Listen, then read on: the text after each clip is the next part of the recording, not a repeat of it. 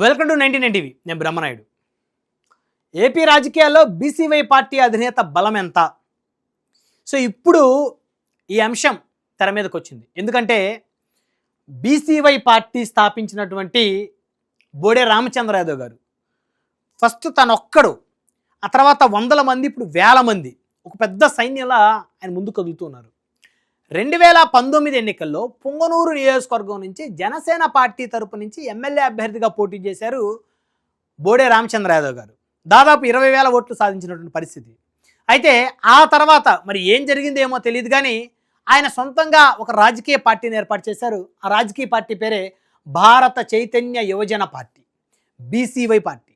BCY party తోటి ఆయన ఆంధ్రప్రదేశ్ మొత్తం కూడా పర్యటనలు చేస్తూ ఉన్నారు. ఒక ఆంధ్రప్రదేశే కాదు, తెలంగాణలో కానీ కొన్ని ప్రాంతాల్లో ఆయన పర్యటన చేశారు.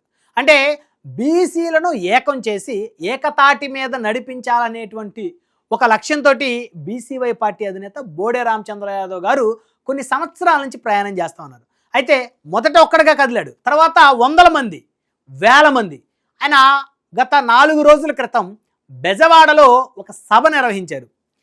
బీసీల సింహగర్జన, 40% చట్టసభల్లో బీసీలకు వాటాలు కావాలనేటువంటి ఒక ప్రధానమైనటువంటి డిమాండ్తో పాటు 1000 ఎకరాల భూమి రాజధాని ప్రాంతంలో బీసీల అభివృద్ధికి కావాలని చెప్పేసి ఆయన నిర్వహించినటువంటి సభకి వేలాదిగా ప్రజలు తరలిచ్చినటువంటి పరిస్థితి.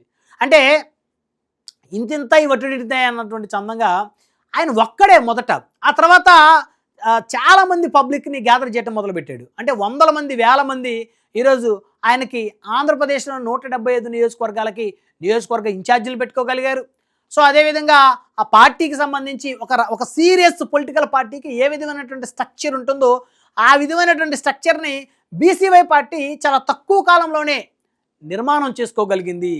ఆ పార్టీ నిర్మాణం జరుగుతుంది, తెర వెనక చాలా బలంగా, చాలా వేగంగా నిర్మాణం జరుగుతుంది.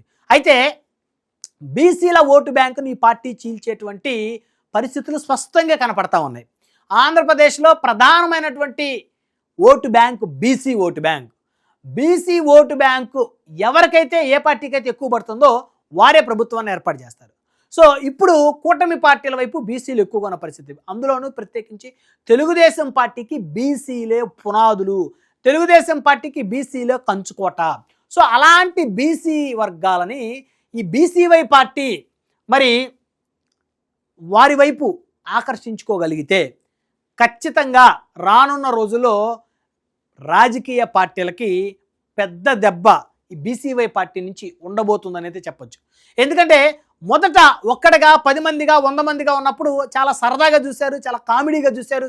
ఈయనేంటి, ఈయన ఒక రాజకీయ పార్టీయా, అసలు ఇప్పుడున్నటువంటి పరిస్థితుల్లో ఈ రాజకీయాలను తట్టుకొని వచ్చే పరిస్థితి ఉన్నాయా, అసలే ఆంధ్రప్రదేశ్ రాజకీయాల్లో రెడ్డి కమ్మ 2 ప్రధానమైనటువంటి సామాజిక వర్గాల మధ్య ఆధిపత్య పోరు సాగుతుంది.